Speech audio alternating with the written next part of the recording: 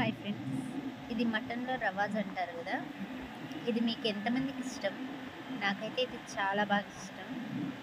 అందుకే మా వారు స్పెషల్గా నా కోసం చేశారు.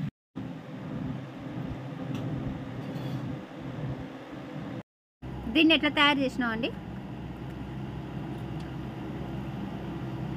మటన్ని కాస్త ఉడికించి తర్వాత ఒక బాయిల్ తీసుకొని దాంట్లో గ్యాస్ మీద పెట్టి గ్యాస్ వెలిగించి వాటికి కాస్త ఆయిల్ వేసి అల్లం వెల్లుల్లి పేస్ట్ వేసి కాస్త ఉడిసేయాక ఉడికిన మటన్ వేసి అది కాస్త మరిగాక తర్వాత సాల్ట్ కారం పసుపు మూడు వేసి కాస్త మునిగించాక దాని మీద కొత్తిమీర చల్లి తీసుకొని తింటే ఉంటుంది. టేస్ట్ అద్భుతం.